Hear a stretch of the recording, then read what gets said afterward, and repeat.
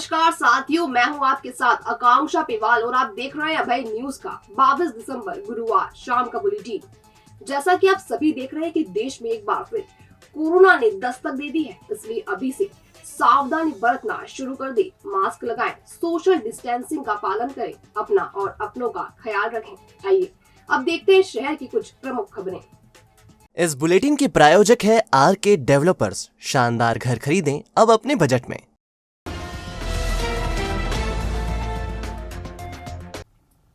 जुलाई में हुए उज्जैन महापौर चुनाव का डाटा सुरक्षित रखने का आदेश जिला कोर्ट ने जारी किया है। कांग्रेस के महापौर प्रत्याशी महेश परमार ने चुनाव परिणाम में धांधली का आरोप लगाया था। 6 महीने में ईवीएम का डाटा डिलीट करना होता है, लेकिन अब ये प्रक्रिया पूरी नहीं हो पाएगी। उज्जैन नगर निगम परिषद के लिए 6 जुलाई को मतदान हुआ था और 17 जुलाई को परिणाम आए थे। हार जीत का अंतर काफी कम होने से कांग्रेस के महापौर प्रत्याशी महेश परमार ने धांधली का आरोप लगाया था। डीएम स्तर पर सुनवाई नहीं होने पर वह कोर्ट गए थे और चुनाव परिणाम को लेकर याचिका दाखिल की थी। याचिका में परमार की तरफ से अभिभाषक विवेक गुप्ता ने मांग की थी कि प्रकरण का निराकरण होने तक ईवीएम का डाटा सुरक्षित करना जरूरी है। कोर्ट ने मांग मान ली और डाटा सुरक्षित रखने का आदेश दे दिया। यहाँ हम आपको बता दें कि राज्य निर्वाचन आयोग चुनाव परिणाम घोषित होने के 6 mहीने बाद ईवीएम का डाटा डिलीट कर देता है। इन ईवीएम को अगले चुनाव के लिए तैयार किया जाता है।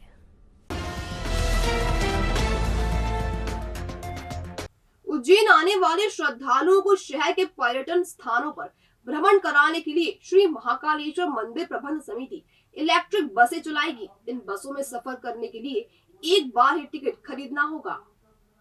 मंदिर प्रबंध समिति ने 10 इलेक्ट्रिक बसों की खरीदी करने का फैसला किया है। बस की डिजाइन फाइनल हो चुकी है और यह ऊपर से पूरी तरह खुली रहेगी। ये सभी बसें एसी होगी और महाकाल मंदिर से चलकर ये मंगलनाथ, काल भैरव, गढ़कालिका, सांदीपनी आश्रम तक जाएंगी। करीब 6 महीने बाद निगम के ठेकेदार एक बार फिर निगमायुक्त रोशन सिंह के पास बकाया भुगतान लेने पहुंचे। निगमायुक्त ने ठेकेदारों को आश्वासन दिया है 3 साल से ठेकेदारों को भुगतान नहीं हुआ है। कभी भाजपा के संभागीय मीडिया प्रभारी रहे और अब निगम के ठेकेदार डॉक्टर घनश्याम शर्मा ठेकेदार एसोसिएशन के अध्यक्ष गिरीश जायसवाल के साथ ठेकेदारों ने आयुक्त रोशन सिंह से मुलाकात की और उन्हें भुगतान नहीं होने से होने वाली परेशानियां बताई। इनका कहना था कि 3 साल से ठेकेदारों को भुगतान नहीं हुआ है और इस तरह करीब 60 करोड़ रुपए बकाया है। ये बहुत बड़ी राशि है।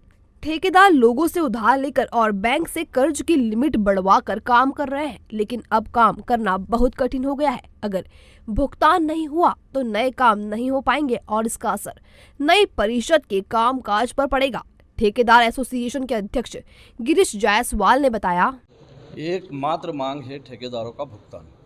पिछले 3 साल बोले तो 36 महीने। आप समझ सकते हो कि अगर तनख्वाह 1 महीने या 2 महीने से ऊपर चली जाए तो परिवार चलाना कितना मुश्किल होता है। हम 36 महीने से इंतजार कर रहे हैं और उसके बाद भी अपनी जमा पूंजी से कर्ज लेके बैंक की सीसी लिमिट से नगर निगम के शहर का विकास का काम कर रहे हैं। पर अब हमारी तकलीफ, जैसा कहते हैं ना, पानी सिर से ऊपर चला जाता है, उस स्थिति में आ चुकी है। और उसका जब पीड़ा बढ़ गई तब हमने महापौर जी से, माननीय अध्यक्ष जी से, नेता प्रतिपक्ष जी से और आज माननीय आयुक्त महोदय से अपने भुगतान की मांग करी है। कारण कुछ तो समसामयिक कारण रहे, कोरोना भी रहा, शहर देश पूरा थमा। फिर निगम में बोर्ड का नहीं होना एक बड़ा कारण मानता हूं मैं, क्योंकि जनप्रतिनिधि होते हैं तो वो अपने वरिष्ठ नेताओं को या भोपाल के स्तर पे प्रयास करते हैं जिससे फंड आता है। जनप्रतिनिधि को सीधे जनता को जवाब देना होता है, चुन के आता है तो जनता की रोड मांगती है, जनता नाली मांगती है, जनता अपना पानी का टैंक मांगती है, वो नहीं दे पाते हैं। पर बोर्ड नहीं होना एक सबसे बड़ा कारण मैं इसमें मानता हूँ भुगतान नहीं होने के। हम प्रयास कर रहे हैं कि 27 तारीख में अभी 3 दिन बचे हैं, इन 2-3 दिन में यदि रिजल्ट आ जाता है कुछ हमारे पक्ष का तो बहुत अच्छी बात है। तो माननीय स्थानीय मंत्री हमारे यहाँ मोहन यादव जी हैं, जनप्रिय नेता है, विकासवादी सोच के व्यक्तित्व हैं। निश्चित रूप से हम उनसे बात करेंगे और उनसे ये चाहेंगे कि वो 5 मिनट का समय बिल्डर एसोसिएशन को आरक्षित कराए ताकि हम अपनी पीड़ा, हमारी समस्या भुगतान संबंधी, नगर निगम संबंधी उनको बता पाएँ। बहरहाल करीब 6 महीने बाद एक बार फिर ठेकेदारों ने अपनी मांग बुलंद की है। अब देखने वाली बात यह है कि उनकी मांग रोशन कुमार सिंह पूरी कर पाते हैं या नहीं। आज बिल्डर्स एसोसिएशन ने भेंट करी और अपनी मांगों के बारे में बताया। बेसिकली जो हमारी इनकी जो बिल काम हो चुके हैं उसकी जो हमारी देनदारियां लंबित है उसके संबंध में उन्होंने बताया कि तकलीफ आ रही है। तो जो हमारे अभी निगम के पास रिसोर्सेज हैं उनसे जो भी यथासंभव भुगतान है वो तो हम कर रहे हैं, और शासन स्तर से भी हम इनका आज की बैठक का हवाला दे करके बताएंगे कि इनकी कार्य जो हो चुके हैं उनमें इन लोगों को वित्तीय समस्याएं आ रही हैं, जल्द से जल्द निराकरण किया जाए। जो हमारे पास देखिए उपलब्ध वित्तीय संसाधन हैं उनसे हम ऐसी व्यवस्था बना रहे हैं कि सभी लोगों को कुछ न कुछ राहत मिल जाए उसमें, और शासन से जो मांग करनी है वो भी हम हर माह में जो है वो मांग करते रहते हैं कि हमारी इतनी देनदारियां हैं और वो यहाँ पे तकलीफ आ रही है, तो हम शासन से भी मांग कर रहे हैं। जो हमारे रिसोर्सेज हैं उससे भी हम इनको कुछ ना कुछ भुगतान कर रहे हैं। आज इन लोगों की सहमति से ही जो जिन एजेंसीज के भुगतान कम हैं उन लोगों का भुगतान कंप्लीट करने का आग्रह किया इन लोगों ने, जिससे कि वो लोग मुक्त हो जाएँ, फ्री हो जाएँ अपने कार्यों से। चीन सहित दुनिया के 5 देशों में हाहाकार मचा रहे कोविड के नए वेरिएंट को लेकर उज्जैन भी सतर्क हो गया है। प्रशासन ने लोगों से जागरूकता बरतने की अपील की है। हालांकि उज्जैन में कोरोना का संक्रमण 0 स्तर पर है और इसके चलते सैंपलिंग भी करीब बंद है। प्रोटोकॉल नहीं होने से लोग बेफिक्र हैं और मास्क व सोशल डिस्टेंसिंग का पालन पूरी तरह बंद कर चुके हैं। बाजार में भीड़ है और लोग उत्सवी माहौल में भी हैं। इन सबके बीच केंद्रीय स्वास्थ्य मंत्री मनसुख मांडविया के कांग्रेस के पूर्व अध्यक्ष राहुल गांधी को लिखे पत्र के बाद उज्जैन को भी अलर्ट मोड पर लाया जा रहा है। इस संबंध में कलेक्टर आशीष सिंह ने बताया, निश्चित रूप से अभी एक जो नया वेरिएंट आया है चाइना में, जिसको लेकर चिंताएं जताई जा रही हैं। आज खबरों में मैं देख रहा था कि माननीय प्रधानमंत्री जी के द्वारा भी इस प्रकार से एक बैठक करी जा रही है। तो निश्चित रूप से हमें भी उन सब चीज़ों पर एक बार पुनर्विचार करने की आवश्यकता है। लोगों को जागरूक होने की आवश्यकता है ही। अगर कोई भी सिम्टम्स आते हैं तो तत्काल जाके जाँच कराएँ और अपने को आइसोलेट कर लें। इसके साथ साथ जो भी सरकारी दिशा निर्देश आएंगे उनका पालन जिले में करवाया जाएगा।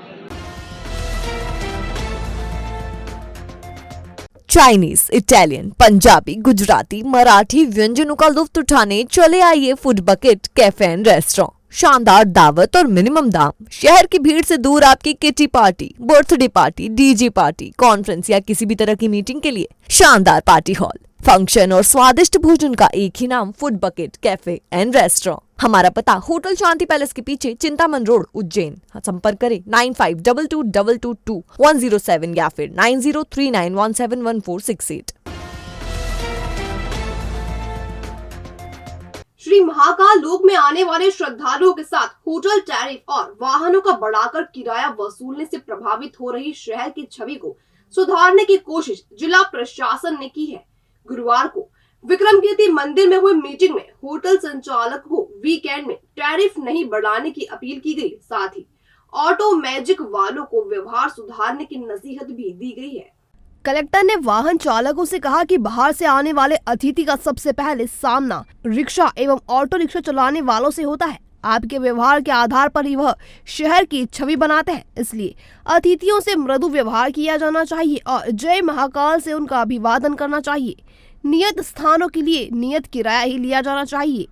उज्जैन की छवि बनाने में ई रिक्शा, ऑटो रिक्शा व मैजिक चालकों का सबसे बड़ा योगदान होना चाहिए। आने वाले समय में प्रत्येक चालक को लैमिनेटेड पुस्तक दी जाएगी। इसमें उज्जैन के प्रमुख दर्शनीय स्थलों, उनके महत्व, श्री महाकालेश्वर मंदिर एवं श्री महाकाल महालोक का विवरण होगा। कलेक्टर ने होटल व्यवसायियों से सप्ताहांत पर किराया नहीं बढ़ाने, पूरे सप्ताह एक समान किराया रखने और होटल के पास पार्किंग सुविधा विकसित करने पर जोर दिया है। इंदौर में होने वाले प्रवासी भारतीय सम्मेलन एवं ग्लोबल इन्वेस्टर मीट के मद्देनजर होटलों में उच्च कोटि की सेवाएं प्रदान करने पर भी जोर दिया गया।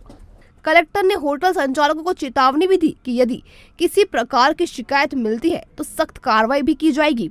एएसपी अभिषेक आनंद ने होटल में सीसीटीवी कैमरे लगाने और इसकी क्वालिटी बेहतर रखने पर जोर दिया। एडीएम संतोष टेगोर ने श्रद्धालुओं से परिचय पत्र हर हाल में लेने की बात की है।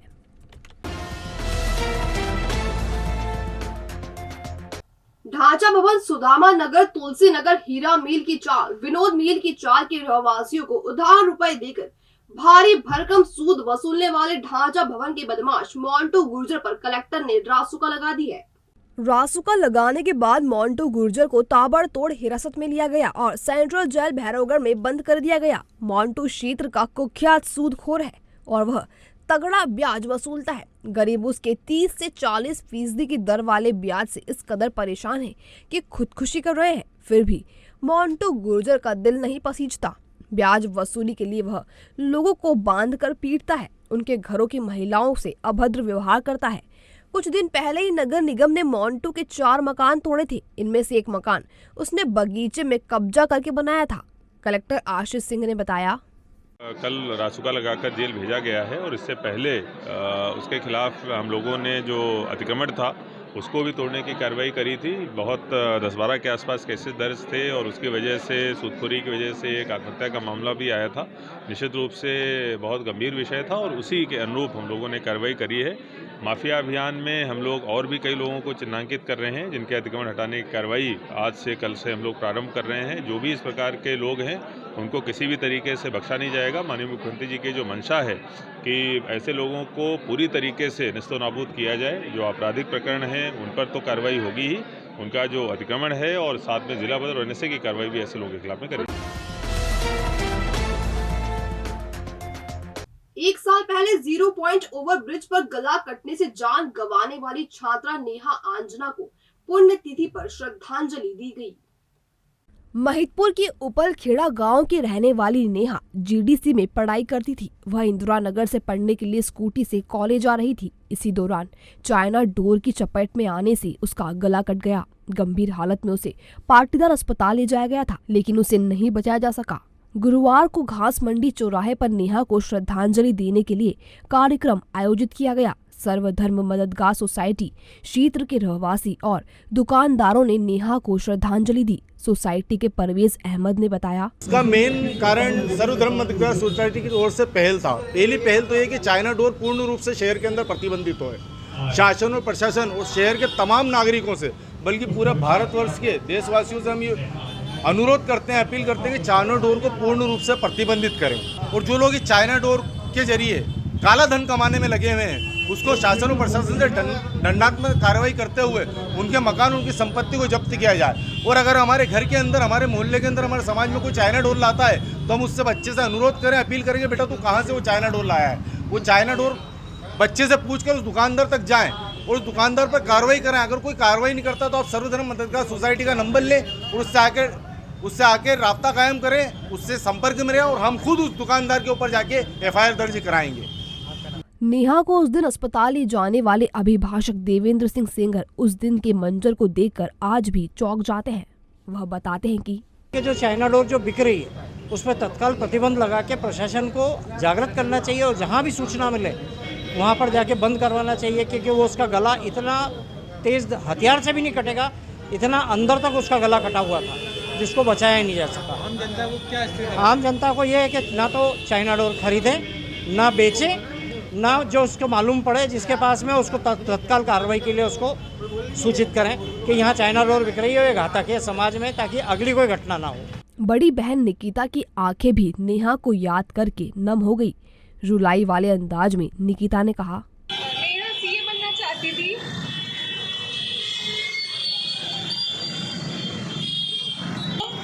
बहुत ज्यादा गलत हुआ।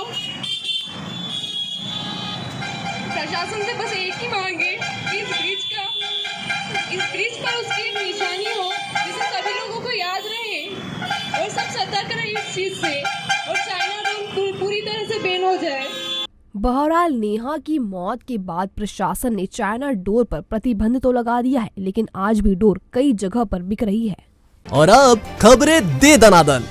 संविदा स्वास्थ्य कर्मचारी ने अनिश्चितकालीन हड़ताल के 8वें दिन गुरुवार को काले कपड़े पहनकर विरोध किया और थाली बजाकर सरकार को जगाया। इसके साथ ही सामाजिक न्याय परिसर से रैली भी निकाली गई, जो विभिन्न मार्गों से होकर पुनः सामाजिक न्याय परिसर पहुंचकर समाप्त हुई। जानकारी विष्णु व्यास ने दी है।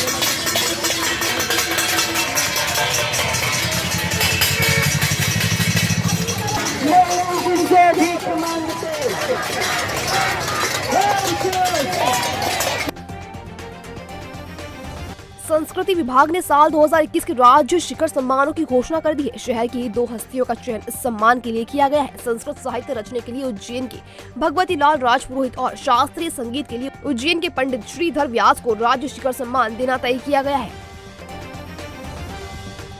बीड़ी, चूना पत्थर, डोलोमाइट, लोहा, मैगजीन, क्रोम, अयस्क खदान में काम करने वाले श्रमिकों के मान्यता प्राप्त शिक्षण संस्थानों में अध्ययनरत बच्चों के लिए नेशनल स्कॉलरशिप देने की योजना की अंतिम तारीख 31 दिसंबर है। पोर्टल पर ऑनलाइन आवेदन कर छात्रवृत्ति प्राप्त की जा सकती है। कांग्रेस पार्षद दल ने निगमायुक्त से मुलाकात की और उनसे शहर की खराब और जर्जर हो चुकी सड़कों को ठीक करने की मांग की। नेता प्रतिपक्ष रवि राय ने शहर की बुनियादी सुविधाओं पर भी चर्चा की।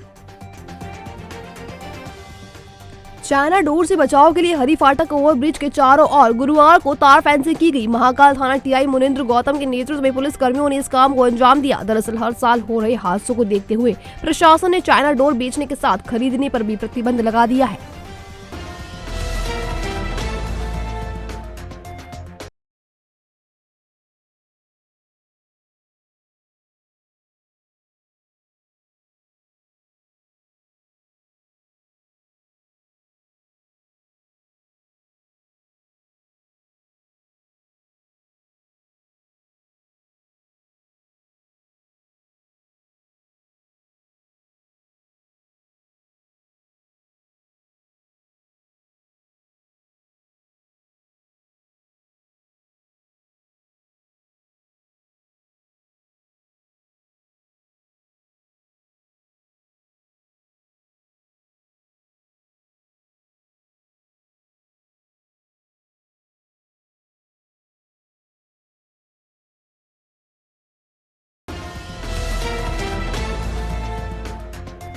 भविष्य की चिंता छोड़ो, पंडित गोविंद गुरु से नाता जोड़ो। ना कोई पैसा, ना कोई फीस, बस लीजिए गुरु जी का आशीष। आज ही जाने अपनी हर समस्या का समाधान। संपर्क करें 9827030415 या 9302230415। हमारा पता 8 अलगदाम कॉलोनी, सावे रोड, उज्जैन।